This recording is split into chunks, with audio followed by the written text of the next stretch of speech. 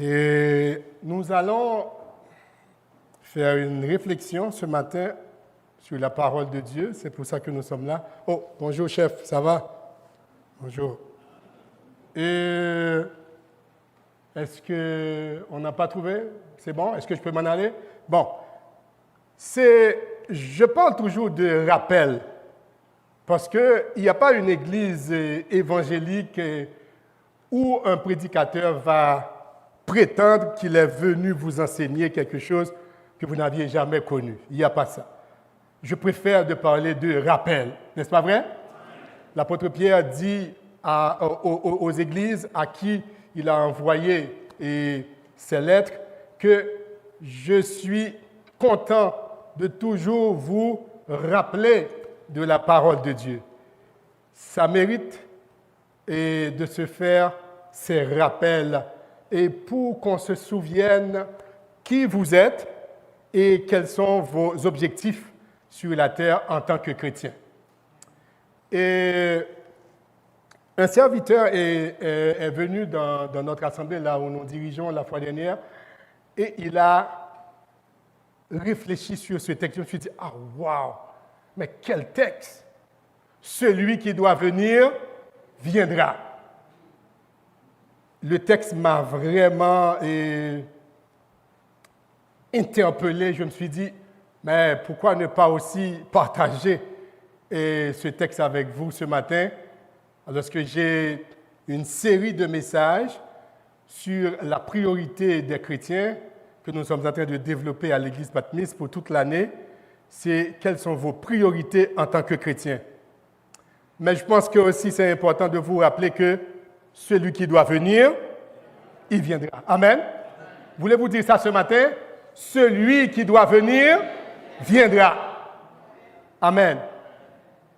Ce sont des paroles d'un serviteur que sans nul doute dans les études bibliques, pasteur Sergo a déjà fait cette remarque pour vous que c'est le livre des Hébreux, que souvent nous disons que c'est écrit par l'apôtre Paul, mais selon toutes les recherches, eh bien, en définitive, on sait que c'est d'un auteur inconnu.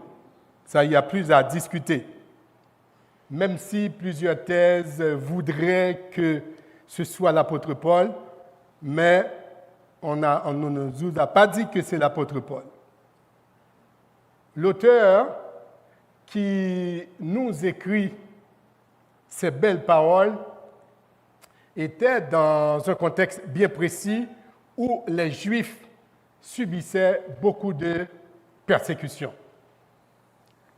Et comme ça, il y avait des prédominations, des préoccupations. Qu'est-ce qui préoccupait les gens de cette époque? C'était les persécutions. Donc, on voudrait chercher quelque part pour se mettre à l'abri. Mais de nos jours, la question se pose à vous ce matin, qu'est-ce qui nous prédomine pratiquement, nous, aujourd'hui? C'est la persécution? Non. Voilà, j'ai fait une liste pour vous, là. Ce qui nous prédomine pratiquement, chacun de nous ce matin, c'est que nous avons un rêve à réaliser à Montréal. Ça fait 10 ans, 15 ans, 20 ans qu'on est là et puis on a des objectifs bien précis. Pour certains, on doit quand même terminer les études pour acquérir ce diplôme. On a un mariage bientôt. On veut être admis, on veut faire l'acquisition d'une maison, n'est-ce pas vrai? Ah oui, ce sont nos préoccupations. Et malheureusement, ce sont ces préoccupations même qui empêchent certains d'entre nous d'être dans les cultes régulièrement. Parce qu'on est préoccupé par d'autres choses. Mais dans l'époque où ces paroles ont été écrites, eh bien, la population avait d'autres préoccupations. Mais ce matin, le Seigneur veut vous rappeler que dans tout cela, il ne faut jamais oublier votre objectif primordial, qui est de vous préparer pour celui qui doit venir bientôt. Et que vous le vouliez ou non, il viendra. que l'on ait de la croyance, que l'on ait des doutes, etc., ça ne change rien. Celui qui doit venir, viendra. Hébreux chapitre 10, les versets 36 à 39, nous décrit la situation. Mais ça prend toute la lecture, mais on va gérer le temps. D'ailleurs, il fait vraiment chaud. On ne va pas lire tout le contexte, mais je vous mets dans le contexte rapidement que, après la montée de Jésus-Christ, l'Église, en l'an 66-67, eh bien, la persécution était vraiment accrue. On massacrait des chrétiens, on tuait les gens pour leurs croyances. Eh bien, l'auteur a écrit pour demander aux Juifs croyants de garder leur confiance en Dieu. Le contexte actuel, il n'y a pas de persécution. Mais vous savez qu'est-ce qui nous persécute de nos jours? Ce sont les préoccupations matérielles. C'est le contexte québécois, le contexte canadien, le contexte de l'Amérique du Nord. C'est ça nos persécutions de nos jours, n'est-ce pas vrai? Ne savez-vous pas que vous êtes persécutés par ces choses? Mais oui, il y a des choses, il y a des activités dans lesquelles vous aimeriez bien y prendre part. Mais pasteur, je ne pourrai pas. Parce qu'on travaille à cette heure. On a un double, on a des doubles, on vous fait tellement de propositions. C'est comme les gens vous disent, ah, mais écoutez, et il y a quelqu'un, c'est hier ou avant-hier, il y a une sœur qui m'a dit, mais pasteur, mais vous parlez, et ok, préoccupation à l'église, mais qui est-ce qui va payer les factures pour nous? Vous voyez? Est-ce que vous voyez la logique? Donc, la priorité, la prédominance, c'est les factures. Mais qu'en est-il de l'adoration de votre Dieu? Qu'en est-il de celui qui doit venir? Et il viendra certainement. Nous sommes rentrés dans une logique, malheureusement, c'est comme si la parole devient une belle petite tradition. On s'amuse assez bien. Bon, on a un petit dimanche et on vient, mais on n'a pas l'objectif précis que le Seigneur, il viendra. Et parce qu'il viendra, qu'est-ce qui va se passer? Regardez au verset 36, l'auteur nous dit, car vous avez besoin de persévérance, afin qu'après avoir accompli la volonté de Dieu, vous obteniez ce qui vous est promis. Amen. Ça prend de la persévérance. Nous avons tellement d'obstacles pour que nous ne persévérions pas. L'objectif d'un Québécois pur laine, est-ce d'adorer Dieu? Mais non. On a le American Dream, mais il y a un Canada Dream. Le rêve canadien, c'est quoi? Il faut absolument qu'on ait une belle voiture et qu'on ait une maison et aussi un chalet qui vient avec. On se casse la tête. On a des objectifs précis. Et malheureusement, plusieurs de nos compatriotes, frères et sœurs chrétiens, rentrent dans cette même logique. Bon Dieu béni au matin. Hein? On rentre dans cette logique. C'est comme si notre seul objectif était de posséder des choses. Je n'en disconviens pas. Je ne suis pas jaloux de ceux qui possèdent des choses. Mais je veux vous dire, celui qui doit venir, viendra. Et il veut avoir votre persévérance. Il veut savoir qu'est-ce que vous faites à l'Église. Amen. Quelles sont vos responsabilités? Quels sont vos engagements? Êtes-vous engagé dans le travail de Dieu? Est-ce que vous n'êtes pas tellement pris dans d'autres choses et que vous n'avez pas de temps pour le Seigneur?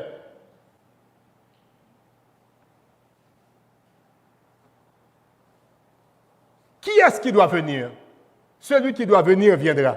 Dans un autre contexte, vous voyez l'image? Est-ce que j'aurais pu demander dans un environnement pareil qui est-ce qui doit venir? Mais ici, tout le monde sait qui est-ce qui doit venir. C'est qui? Jésus doit venir. Mais dans un autre environnement, j'aurais beaucoup d'interrogations. Regardez ces messieurs sur l'ordinateur. Dites-moi, est-ce que ces Québécois-là, ils sont en train de chercher ce que dit la Bible? Mais non! Vous voyez, est-ce que vous voyez comment ils sont préoccupés? C'est l'ordinateur, ça c'est la bourse, hein? Le beacon, là, hein? On cherche, là, quel est le taux du jour? C'est la priorité des uns, des autres. Malheureusement, mes bien-aimés, nous sommes presque tous rentrés dans la même logique d'être tous préoccupés par d'autres choses et laisser la parole de Dieu, la vraie vie chrétienne de côté. Verset 37, l'auteur nous dit, encore un peu de temps. Un peu de temps. Celui qui doit venir viendra. Nous, les chrétiens, nous avons la réponse. Nous savons que c'est notre Seigneur Jésus-Christ qui viendra. Mais la Bible répond à toutes les interrogations. Ça, vous le savez déjà. La réponse est oui. Et l'auteur du livre, il nous donne ces réponses. Et ces réponses sont appuyées par beaucoup d'autres auteurs de la Bible aussi qui confirment que le Seigneur, il viendra et il viendra certainement. L'an 67, 69, après Jésus-Christ, persécution, je viens de vous le dire, c'était à cette époque aussi que le frère Timothée, il a été relâché de prison. Timothée a été arrêté. Vous allez trouver ça dans Hébreux 13 et le verset 23. Ce texte supporte l'allusion à l'apôtre Paul, c'est vrai, mais adressé à la communauté juive de l'époque, entre les années 67 et 69. Aujourd'hui, c'est à nous, le Dieu fidèle, il peut utiliser qui il veut pour nous rappeler que son Fils va venir. L'auteur, ce n'est pas ça qui est important. Ensuite, pourquoi celui qui doit venir viendra? Celui qui a fait cette promesse, il est fidèle. Il doit venir parce qu'il s'agit d'un plan conçu par le Dieu créateur. Son Fils doit venir. Là, c'est juste un rappel. Je veux être certain que tout le monde ici connaît le plan de Dieu et peut facilement expliquer le plan de Dieu. Rapidement, moi, je ne vais même pas m'attarder sur ces textes-là. Dans le plan de Dieu, la création. Tout le monde ici, vous êtes chrétien et vous êtes d'accord que nous sommes créés par Dieu. On est d'accord aussi, selon Genèse, que l'homme a désobéi. Il faut toujours que l'on fasse ces rappels. Vous savez pourquoi? J'ai trouvé des jeunes qui m'ont dit carrément, mais monsieur, mais écoute, on dit que nous avons péché. Mais nous n'étions pas là lorsque Adam et Ève, lorsqu'ils ont péché. On n'était pas là. Mais écoutez, je vous le rappelle, vous n'étiez pas là non plus lorsque Jésus-Christ a dit, puisque par un seul homme, le péché est venu, par un seul homme aussi, la grâce est venue. Vous n'étiez pas là non plus, mais Jésus-Christ nous accorde la grâce par son sang. Le plan de Dieu, la création, Genèse 1 à 2, 1 et 2, la désobéissance en Genèse 3. Mais il y a un plan de rédemption. Dieu a choisi, il a décidé de sauver l'humanité. L'humanité n'a pas pu respecter les principes établis par Dieu. Petite parenthèse, si vous avez un ami qui vous dit que « Ah, vous allez à l'église les dimanches ?» Non, nous c'est l'autre jour que nous allons. Et nous sommes dans la vérité. Romains 5, verset 8. Regardez dans votre Bible, qu'est-ce que ça vous dit? Romains chapitre 5 et le verset 8. J'aimerais que vous puissiez lire vous-même ce texte. Jean 3, verset 16, tout le monde le sait. Mais peut-être Romains 5, 8, ça vous échappe. Vous voyez quoi dans Romains 5, verset 8? J'attends quelqu'un me lire ce texte, s'il vous plaît. Romains chapitre 5. Oui, tu l'as eu? Vas-y.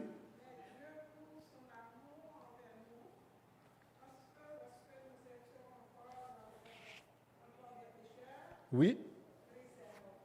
Amen. Dieu prouve son amour envers nous. Lorsque nous étions encore des pécheurs, Christ est mort pour nous.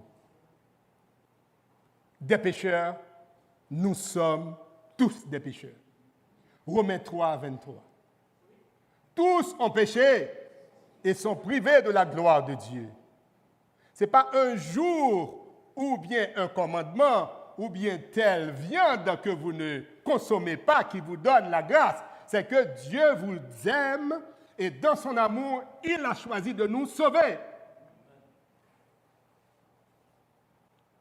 Et mon juste vivra, verset 38, et mon juste vivra par la foi. Mais s'il se retire, mon âme ne prend pas plaisir en lui. Hébreux chapitre 10, verset 38. Le Seigneur veut vous rappeler que c'est par la foi que vous devez vivre. Et pour ne pas vous retirer de la congrégation, pour ne pas vous retirer de cette grande famille évangélique de ceux qui croient. C'est malheureux de dire que, tristement, il y en a déjà beaucoup qui se retirent. Se retirent à cause de ce système, le système canadien. Les familles sont déchirées. Il y a l'argent qui rentre. On dirait qu'il y a beaucoup de croyants, de ceux qui étaient croyants, arrivés dans un nouveau système et ils ont la tête retournée. Ils ont la vertige. Et maintenant, on oublie ce que dit la parole de Dieu. Tristement, et ça, nos rencontres avec des frères, et puis ils m'ont dit, mais il faut se référer à la parole de Dieu. Le frère a dit, non, c'est pas parole de Dieu, Capina, c'est ça ne pas. Est-ce que vous entendez? C'est pas parole de Dieu pour abîmer mettre la Kounia, c'est ça qu'on a discuté. Qu'est-ce que, en tant que chrétien, vous pouvez discuter sans la parole de Dieu? Amen.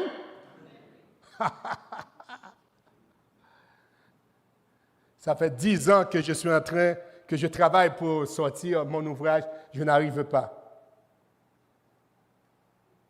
Sur les familles, partenaires pour la vie. On est mariés, on est devenus partenaires pour la vie. Ouf! Parenthèse fermée.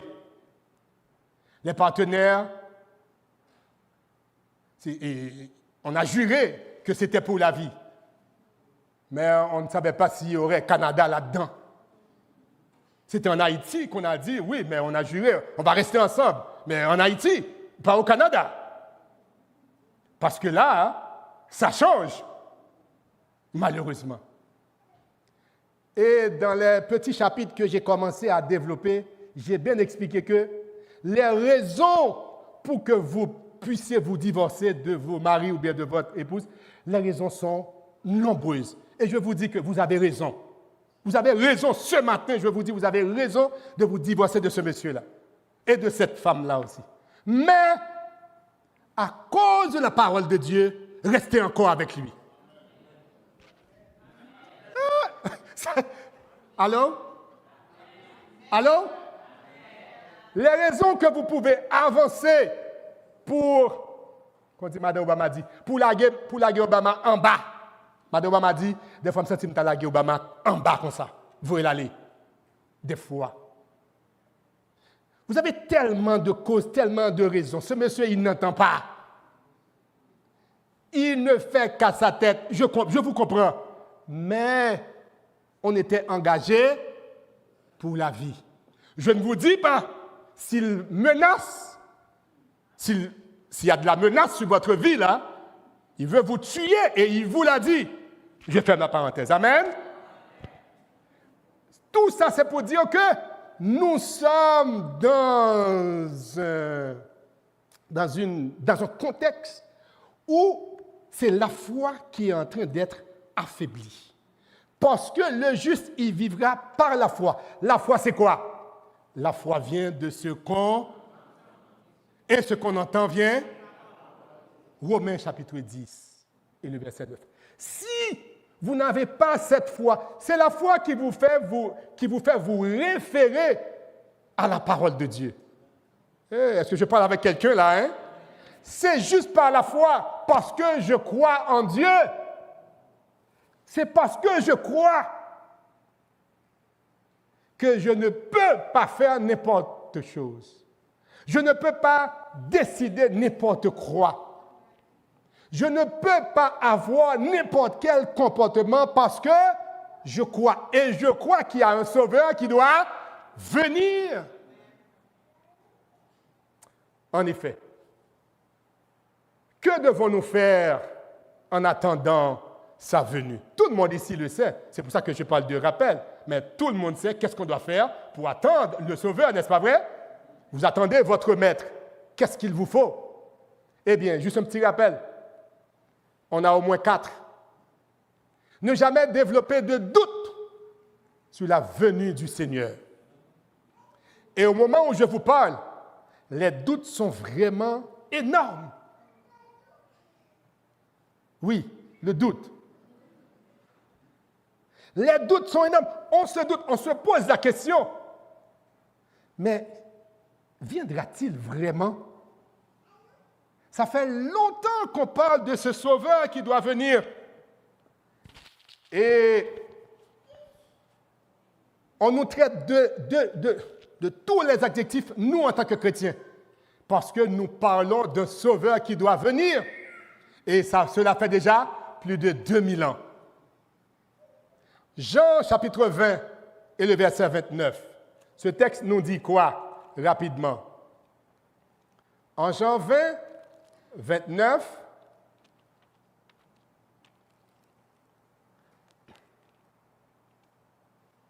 la parole de Dieu nous dit ceci. Ah, 28 et 29, on dirait.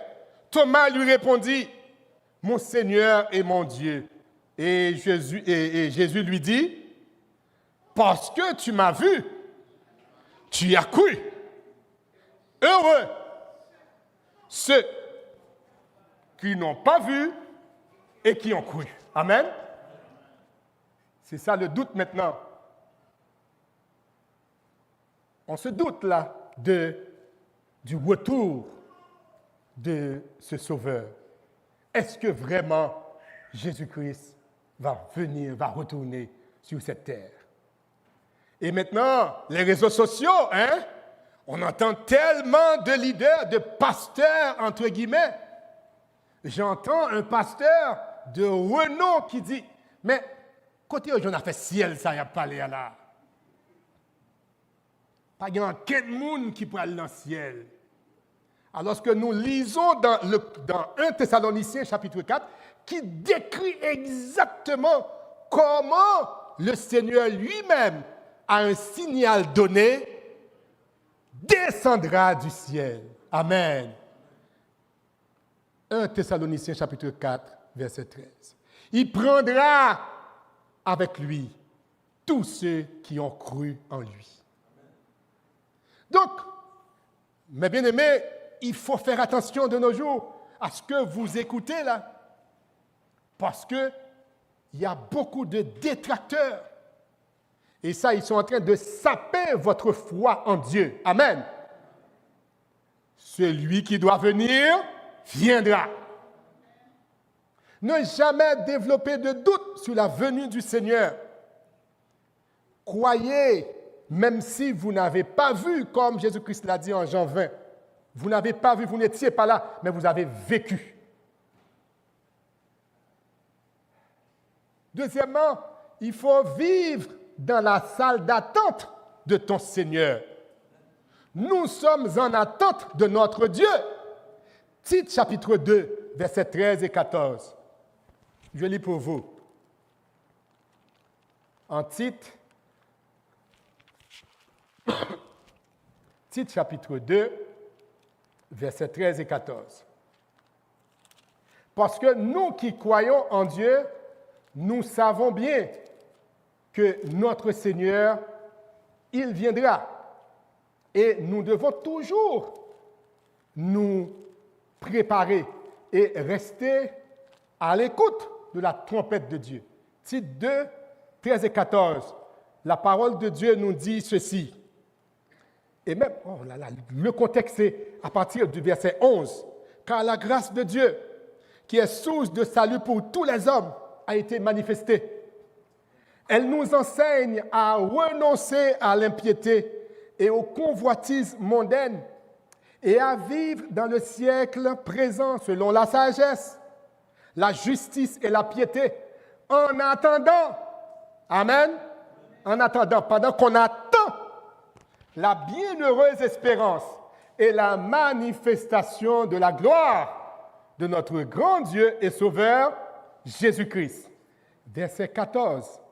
Il s'est donné lui-même pour nous, afin de nous racheter de toute iniquité et de se faire un peuple qui lui appartienne, purifié par lui et zélé pour les bonnes œuvres.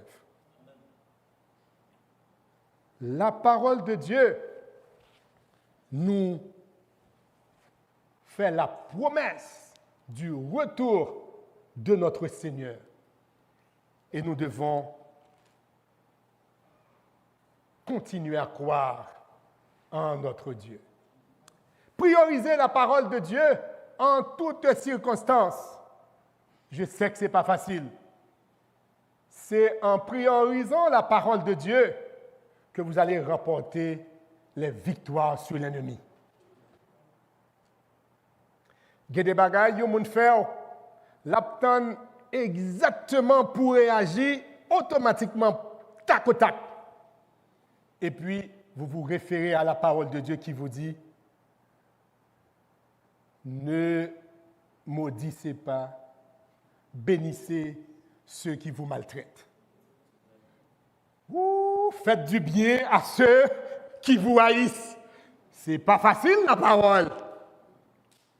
Mais c'est tellement bien. Vous vous sentez heureux et victorieux après avoir accompli la parole de Dieu. Travaillez de mieux en mieux à l'œuvre du Seigneur. Quatrièmement, par la foi, lorsque vous attendez votre Seigneur, vous savez qu'il doit venir, vous n'allez pas négliger le travail de Dieu. Je remercie le Seigneur pour cette belle équipe d'adoration et j'ai prié pour vous, mes frères et sœurs, que vous puissiez continuer cette bonne œuvre. Que le Seigneur vous donne, vous accorde sa grâce, parce que les parents sont heureux de voir leurs filles et leurs fils chanter la gloire de Dieu. On est heureux, on est content et nous devons continuer à travailler de mieux en mieux à l'œuvre du Seigneur.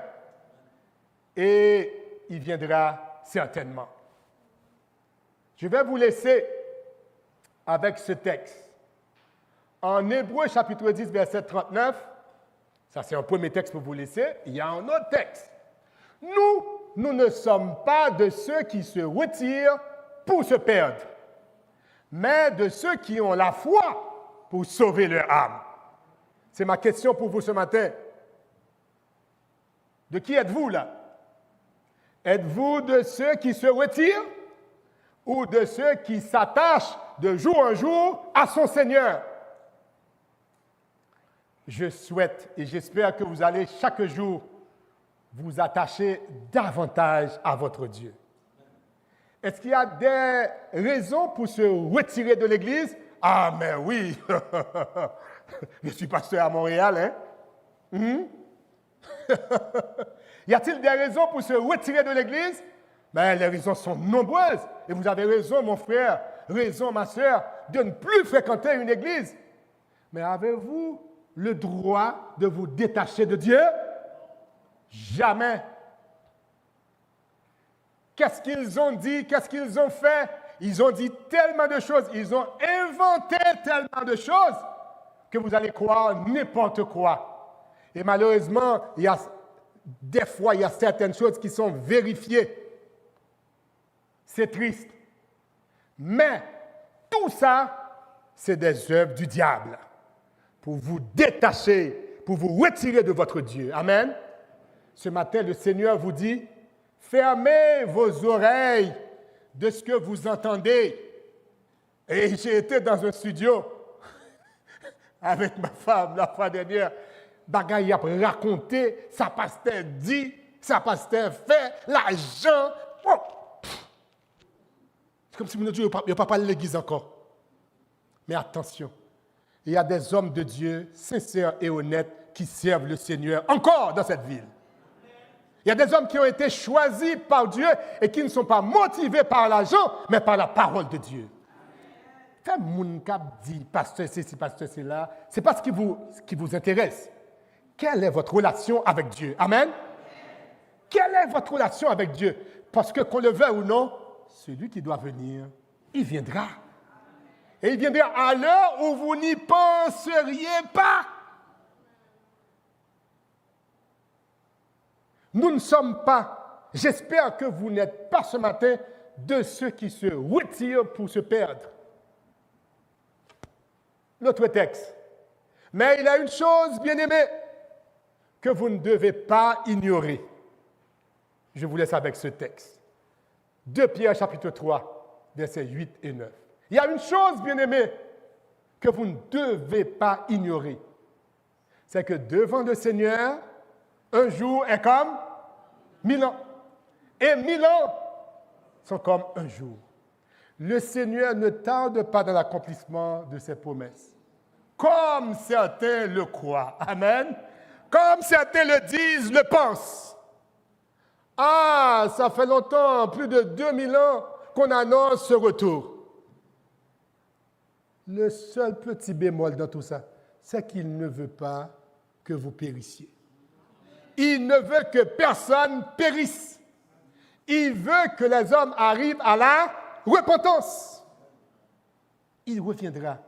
Le croyez-vous ce matin, mes frères et sœurs? Il viendra certainement. La question, l'épineuse question, êtes-vous prêts? Si la trompette est sonnée, si la trompette aura été sonnée ce matin, où seriez-vous? Vous avez la réponse. Vous avez la réponse pour vous-même. Et j'ai la réponse pour moi-même. Dans ma vie, dans mon travail, dans ma famille. Comment je vis? Est-ce que, si le Seigneur viendrait ce matin, est-ce que j'irai avec lui? Et vous, mes bien-aimés, vous avez déjà entendu ces messages, je suis sûr, mais c'est un bon petit rappel ce matin. Je ne sais pas pourquoi le Seigneur veut que vous sachiez qu'il viendra. Le Fils de Dieu viendra. Et c'est lui qui a dit qu'il viendra comme un voleur. Ne vous laissez pas attirer par les choses de ce monde, par les oui-dire, par les on-dit, mais demeurez ferme dans le Seigneur. Sachez que le Seigneur, il viendra prendre avec lui tous ceux qui ont cru et qui ont vécu pour sa gloire. Que le Seigneur vous bénisse.